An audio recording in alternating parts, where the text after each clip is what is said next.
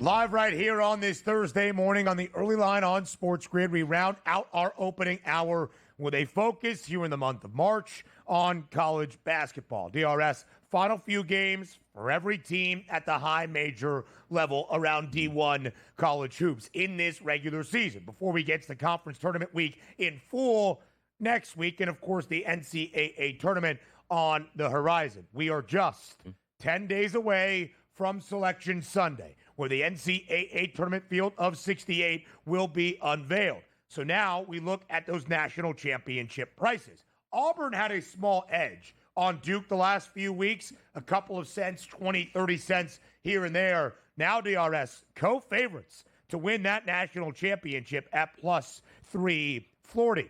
But Florida proving its might each and every night, plus 750. Now in front of Houston, the Cougs had that third best number earlier this week at plus 850. And then you get a little bit of a drop-off, nearly doubling the price of the Cougs to get to Tennessee and Alabama, both at a 15-1 number. But the story remains the same. 4 of the 6 best prices hail from the same league, that is the SEC. And they should. That's the way it's supposed to be. Because if you do look at the 2 best teams just based on dominance this season, Auburn plays in a much harder competition conference than the ACC. But you can't fault. Duke doesn't win every game by 2 points. They win every game by 22 points or more at that point. That's why the respect is there. Both lineups absolutely fantastic. But you do have to give credit to the SEC. Florida, you saw go on the road with a big win against Alabama. But you can't really knock Alabama because why? They got beat by Florida, who's a really good basketball program in itself. The outliers, if you will, right? Houston and St. John's that you see popping up here. How much respect do we give to Michigan State out of the Big Ten, who is a real quality program? But you know what I do like?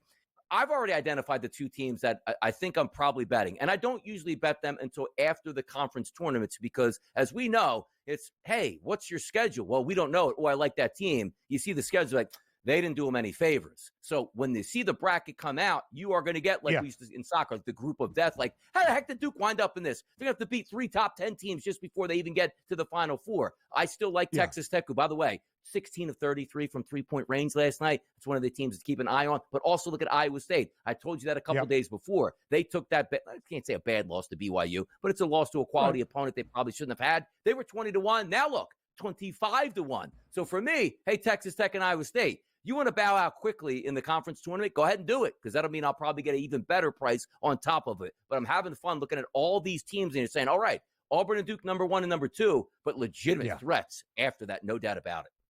So, DRS, I crunched the numbers earlier, maybe about a month and a half ago, whatever it was, and laid down a bunch of wagers. I've had some bets on various college basketball teams dating back to early November when the season started. But 4 teams I absolutely bet on based on these historic trends from Ken Palm in the Week 6 AP Top 25. In the last 20 years, all 20 national championship winners of the NCAA men's tournament have been ranked in the top 12 of the Week 6 AP poll. 19 of 20 have ranked in the top 25 of the adjusted offensive efficiency metric on Ken Palm. 16 of 20 have ranked in the top 25 of adjusted defensive efficiency. 4 teams fit that criteria as of right now. That would be the favorites in Auburn and Duke, and then Florida in Iowa State. Iowa State's number improving over the last week, despite the home double OT loss to BYU. Well, Donnie, you're right. They're not supposed to lose at home, though, inside Hilton Coliseum as a 9.5-point favorite. But the Cougars are streaking right now. They've won 7 straight. They have covered in 7 straight. But Iowa State's number getting better despite that loss. It should show you what you need. So now is the time to start getting those wagers in, or you wait until Selection Sunday and you see how the bracket lays out, because every coach in college basketball will tell you seed line is great. If we're a 2, that's great. If we're a 3, that's great. If we're a 4 seed, that's great. What matters most to us is our matchups throughout the madness, because that can dictate your success. Exactly. And that's the battle here. That's the reason is why you want to be the top overall seed. Theoretically, right? It's supposed to give you the easiest path. But every single year, when we take a look at March Madness and we get Selection Sunday and you get like that sort of like 5 to 10 hours breather to say, okay, let me get that second look at the bracket. Like, how the heck did Florida end up in the same spot as like Alabama's? Like, that shouldn't have happened. They misseed all the time. And that's why the arguments are fantastic once you see them play out in real time. Interesting move yesterday, by the way. Jay Lucas, top Duke assistant, going to become the next head coach of Miami. That was largely speculated. But he is going to leave the Blue Devils at the end of the regular season to get an early start in Coral Gables. Interesting development. Live right here on this Thursday on the early line, Mark Zinno becomes the mouth in the South because we start with SEC basketball in the final week at the high major level in men's college hoops during conference tournament week, fully picking up on this Thursday as well. So, let's look back on a Wednesday night. Huge top 10 tilt in T-Town in Tuscaloosa between 7th-ranked Alabama and number 5 Florida. And as the Gators have proven time and again this year, they'll be a slight underdog on the road and win outright. High-scoring game in Coleman Coliseum, 99-94. The victory for UF outright as a 3.5-point underdog. What did the performance last night, Mark Zinno, with all of the stakes, 2 potential teams out of the SEC hunting down a 1 seed in the NCAA tournament, show you about both programs here in the month of March? Well, Florida's a Final Four team. They're a national championship contender at this point. They are so good on both ends of the floor. They have the shooting and the defense to be able to do this thing. I don't even know that the draw necessarily matters. I mean, there's an argument to say you can match up Florida against anybody in the country, and they are going to be more than competitive and be able to win the game and have a chance to win the game late. So that's a team right now that should scare the ever-living you-know-what out of everybody because that's how competent and good they are on both ends. For Alabama, look, we know what they are and we know what they're not. And a lot of it is game script. And if you look at the flow of what happened last night, that was a game of back and forth runs. I mean, if you go, Florida led 15-8. Then Alabama was up 19-15. Then Florida was up 27-23. We get past halftime. We have Alabama up 52-47. And then all of a sudden, Florida took a lead and never looked back when it was all said and done. So that's the way Alabama plays. That's just the kind of style of game they're going to get into, and they're going to do everything they can to outscore you at the end of it and outlast you and outshoot you. As long as Alabama continues to make threes at a rate that is unsustainable for most teams to keep up, they're going to be in a good situation. But when they play a legitimate defense, they're going to have some problems here. And Alabama playing catch-up is not a good script. Alabama has to get themselves out in front and force you to chase them. That's when they're most effective, not when they're trying to play catch-up against a better defense. Those 2 teams last night certainly going to be in March Madness. But before we get to March Madness, we get to Arch Madness, which gets underway. The Missouri Valley Conference, the WCC. Any looks from Arch Madness, which gets underway at 1 o'clock Eastern this afternoon today. Drake plus 115 price, Bradley plus 330. How about the little conferences? Show some respect here, Mark. Who you got? I would go Bradley. I think they're one of the more complete teams within the Missouri Valley. Yeah. I look at them at both ends of the floor, and I feel like that's a team that has the shooting necessary to win the tournament. And that's really what it boils down to for me. You talk about Bradley's 3-point shooting, second best in the conference. That's always really what's kind of going to highlight my sort of angle when I look at this thing. And they're top 4 in both offensive efficiency and defensive efficiency in the conference. What was the other conference we were talking about? I'm sorry, it slipped my mind while I was talking. WCC. DRS West Coast forward. Come on, so many things. The disrespect. WCC. The guy. I really, really want to take San Francisco. The problem is that they're going to have to play Gonzaga. And they can't beat Gonzaga. Like, I would give San Francisco a better chance to beat St. Mary's than I would Gonzaga. But the way the bracket sets up with Gonzaga being the 2 and San Fran being the 3, they're going to have to see each other. And for whatever – have you seen the numbers? Gonzaga is 52-4 against San Francisco all time. 52-4. Like, that's beyond one-sided at this point. So I would love to be able to take San Francisco. But this is not the same Gonzaga team. I don't feel like this is the same Gonzaga team we've seen from years ago. They wouldn't get my money. It would be St. Mary's. I would bet on St. Mary's as well. Both DRS and I said that as we look at the prices, plus 150 for a Zags team, not the 1 seed, but the minus money favorite. They do play San Francisco. Santa Clara is the 4 seed, a potential bid stealer out there to take on St. Mary's and the Gales in the WCC tournament. When you look at Bradley, best three-point shooting team in the country, nearly 41%, 40.9 from 3, and highly effective are the Braves, 57.2%, 6th most effective field goal percentage around college basketball. That will get interesting if Drake does not win Arch Madness. Are the Bulldogs, from an at-large perspective, deserving of a nod? I would say so, unless the committee continuously wants to show that mid-major teams just can't snuff it against the high major, which I disagree with wholeheartedly, because Drake, the only team in the country undefeated in quad 1 and quad 2 games. Sure, only 5, but they are perfect at 5-0. We're bouncing all around here in this segment. So let's talk national championship odds. And before we talk about teams to highlight, I want your thought process. We're here early in March. We're about to be at the end of the regular season at the high major level. Conference tournaments next week. Is this your time to put in a wager, or have we waited too long that the value is no longer there, and thus you want to see how the actual bracket lays out in just about 10 days on Selection Sunday? No, I don't think it's too late. Again, if you're holding a Duke ticket at anything 3-1 or better, I don't think you're in a bad shape at all. I want that ticket in my hand at this point in time. Now, again, I've said repeatedly, we don't know what Duke is against other competition because the ACC's had a down year, but I'm not upset at that ticket. Certainly not upset about a Florida ticket. I look at a team, again, I've talked about my concerns about St. John, the Michigan State. The other bet that I really like that's not national championship, I like Maryland to make the Final Four. I think Maryland, when about the draw, because the draw to win the whole thing matters, but to get to the Final Four, I don't see Maryland losing prior to the Sweet 16, and I think that they are going to be in an Elite 8 game right there, and that's really when it matters. When I talk about Maryland, a team to win the whole thing, it's the Elite 8 matchup, the first Final Four game, and the national championship, where it's 3 elite teams in a row that would give me pause for a team like Maryland. But for them to win 4 games to get to a Final Four, I think is a high probability number. And given that they're not even 20-1 to win the title, you're going to get a juicy number on them getting to the Final Four themselves. Yes, you certainly are. The Terps have some great metrics. They look the part of a team that can make a deep run in the big dance.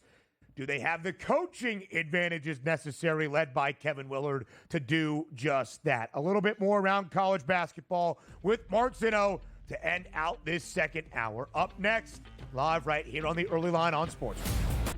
Live right here on the Early Line on SportsGrid, rounding out our second hour with the one, the only, the non-jacket wearing Mark Zinno. So, Zinno, on this Thursday, as we get everybody ready deeper into conference tournament week, you are certainly that, my friend. We've got 7 weekdays that remain on the men's side in conference tournament weeks, if you will, in college hoops. As we've alluded to, starting today in Arch Madness, MVC tournament, we've got afternoon basketball in 6 of the 7. Games starting at latest 1 p.m. Eastern time, and often 11 a.m., 11:30 a.m., noon Eastern time over these next 6 days. Let's go back to the national championship prices.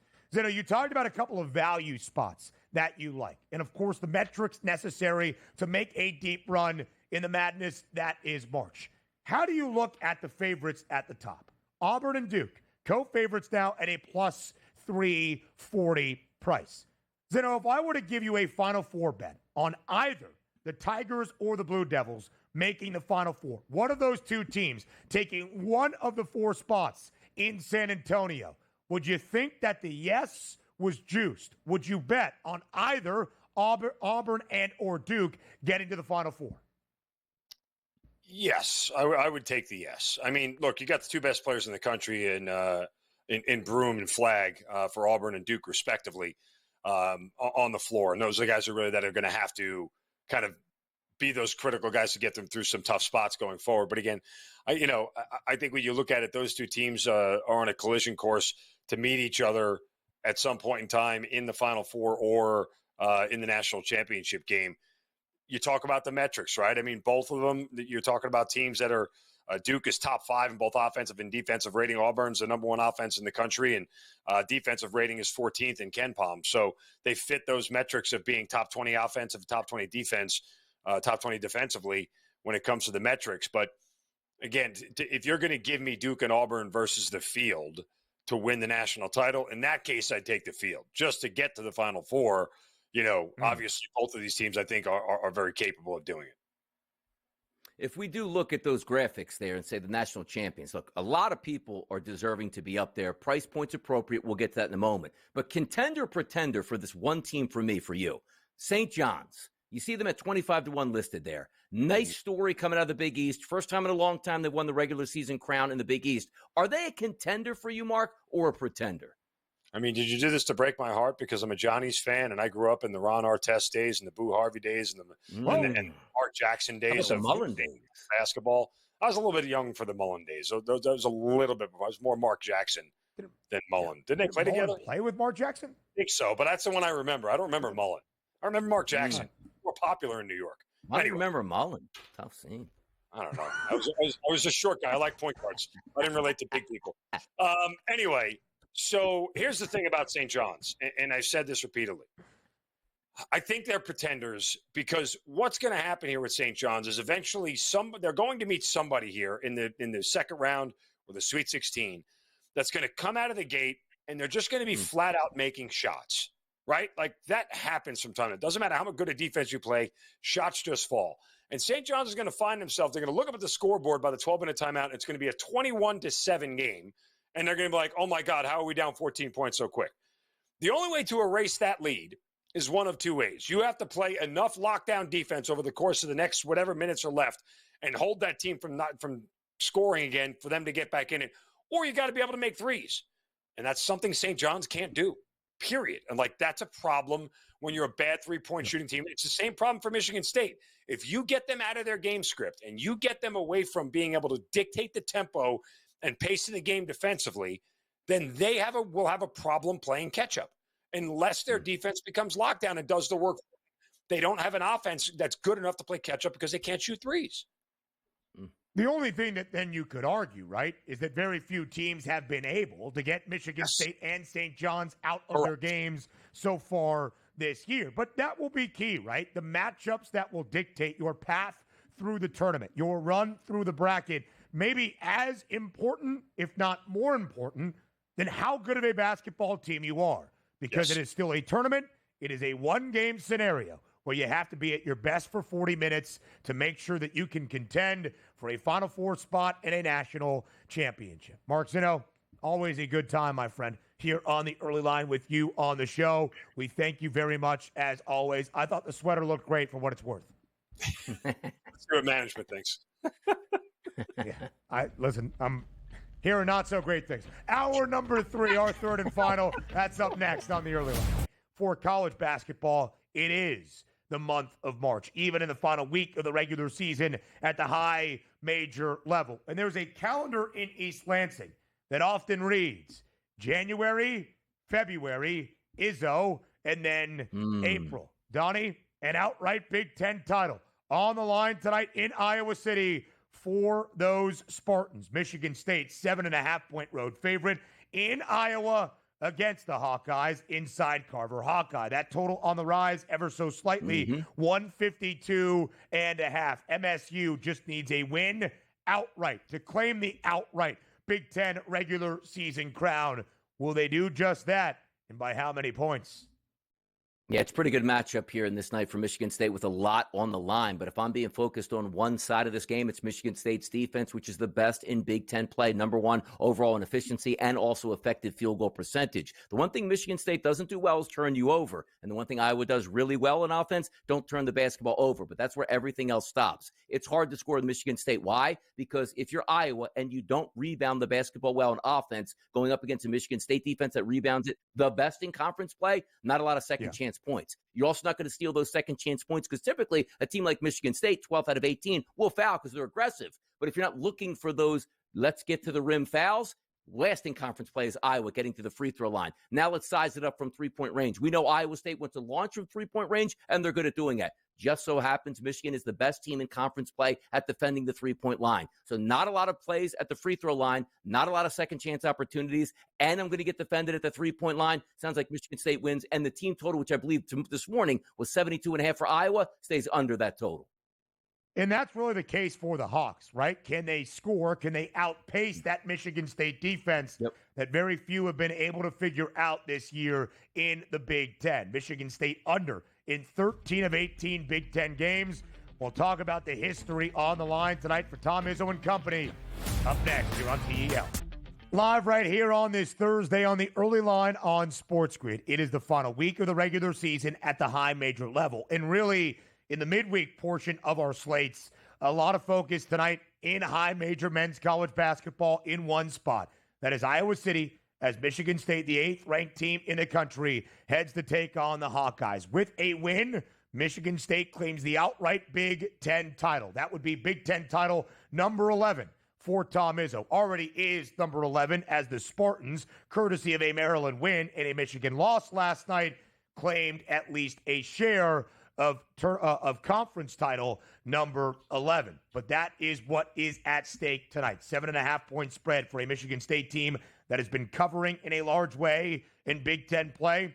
They are now 13-5 against the spread. 13 of those 18 games under for the league's best defense as well. They will let you shoot the three, although they defend it well. Can Iowa's shooters like Josh Dix, Peyton Sandfort, can they get hot tonight from deep? We shall see. But let's dive even deeper, DRS. More conference tournaments beginning on this Thursday, even some afternoon basketball courtesy of Arch Madness. That would be the Missouri Valley Conference tournament starting at 1 p.m. Eastern. Other notable Thursday games. We are now into ASUN semifinal territory. 4 teams still in the ASUN Conference tournament looking for 2 spots in conference tournament championship game. Of course, looking for that automatic bid to the biggest of all dances. The top team in the tournament, Lipscomb, double-digit favorite against Queens. Now just a 5.5-point spread for Donnie's Jacksonville side as they take on North Alabama. The 2 seed in the tournament, that is UNA. DRS, any ASUN looks for you on this Thursday? Yeah, Lipscomb probably the better team than Queens, as you would expect here. And also still keep in mind, you see the @ signs in conference play. These are not played just yet here at any, let's just say, neutral site location. So you do have home court advantage. We were looking at the Jacksonville Dolphins heading in. They got one of their better players back in Stephon Payne, a true rim protector, which should help them. By the way, Jacksonville's defense, Ben, number 1 overall in conference play. And defense, as we like to say, does travel. If there is a downfall there, is they get a lot of their offense by playing pressure defense. And if you're looking at North Alabama, they're the best in conference play at not turning the basketball over. So that should hurt them a little bit. But the reason why typically you lined up Jacksonville for me at that 4-1 price is, number 1, getting back a key player, which they did get. They shoot the three-point shot better than anybody in conference play. But UNA's defense is very good at defending the three-point line. Let's just see if they can get past this game and say, you know what? Extra help from Stephon Payne. We're going to play this defense here. And if they cover, that's a little bit of a solace, but we need them to win at least one more game and really start to turn that ticket into some money. That's a game I'm paying attention to because I like the Dolphins. Let's see what the Dolphins can do today. And DRS, elsewhere at the mid-major level, some of the heavy hitters, some of the top seeds in conference tournaments enter the fold today, like in the Summit League. The regular season outright champs, the 1 seed with the Summit League Coach of the Year in Chris Crutchfeld, and with as well the Summit League Player of the Year in Markel Sutton. Still, Omaha getting disrespected. They're only a 2.5-point favorite for their Summit League quarterfinal opener against UMKC. Now that number 3.5. Also, St. Thomas, the 2 seed, does play today against Denver. 8.5-point spread in favor of St. Thomas. Bucknell is the number 1 seed in the Patriot League. They're in action today. That line now 7.5. And if you still want to lay the 7.5 with the Bison, it's minus 120 to do so. Bucknell seemingly an overwhelming favorite against Loyola. Yes, they are. And by the way, Bucknell, obviously, maybe the best team in conference play, but also you're playing your home games there all throughout. That's going to be a big difference here. Efficiency, number one. Effective field goal percentage, number one. And the thing I always like, get to the free throw line because you could steal extra points. They're also best in conference play. And then just keep going down the list. Number one in conference play at making the three-point shot. Number two in percentage inside the arc. Good luck with that Loyola defense today. Bucknell should be starting something in Lewisburg that's positive today. Inside Soika Pavilion. That's where they play their home games. Robert Morris, the number one team. What? Is A-Rod going to be there sinking half-court shots again? Remember when he was? When you're the top team in the Patriot League, you get a lot of love. You do whatever you want. By the way. Yeah. For sure. Who has won the last 4 Patriot League tournaments, representing the Patriot League in the NCAA tournament. Matt Langle and company. 7.5-point favorite against Army today in the 3-6 matchup out in the Patriot League. Robert Morris, top seed in the Horizon League tournament, 6.5-point favorite against Wright State. How about Youngstown State, Purdue, Fort Wayne? Basically a pick'em as we enter the quarterfinals in Horizon League action. Yeah, so RMU's defense here, that's what we want to focus on also. Moon Township always get a kick out. Do you remember a couple years ago, was it the NIT where Kentucky went in to take on Robert Morris and Kentucky got beat and Calipari was so happy because he wanted to kick every single player off the team and tell them they can't come back even if they wanted to. So Robert Morris always has a special part for me here, and that defense is going to bring it today. I like this, man. You're going to be able to watch again starting at 1 p.m. this afternoon, a little Arch Madness and go all the way through. You might look at the card again and say, like, man, where's all the high-level teams? Trust me, this is a good day of basketball if you get inside it. Southern Illinois, Indiana State in that opener in the MVC tournament known fondly as Arch Madness. 1 p.m. Eastern time, and it's a basic pick'em between Southern Illinois and Indiana State. The Salukis and the Sycamores, if I am not mistaken. Illinois State, DRS, 5th seed in the MVC tournament. A really stout team in the Redbirds. What are they? Redbirds. Yeah, there you go. Redbirds is Illinois State. Taking on Missouri State. I believe the Bears, as we learn all of our nicknames here and our team names. Missouri State, bottom team, only 2 wins, just 2-18 in MVC play throughout the regular season. And as we've shared, just a 5.5-point spread. Is it because Missouri State can shoot the 3 and Illinois State will allow it? Maybe. I'll go to the over. 132.5 in that matchup. Highest over team in MVC action. That is the Redbirds of Illinois State. 14 of 20 league games this year to the over. Yeah, and always the tough part about that, too, is if you are a 3-point shooting team and that's what we rely on, they go down, there's nothing the other team can do. But understand this, when you're playing in a new environment that you're not used to here in a bigger arena, sometimes it's a little bit tougher to get started here. Live by the 3, die by the 3. We'll see if it plays out in that game that way.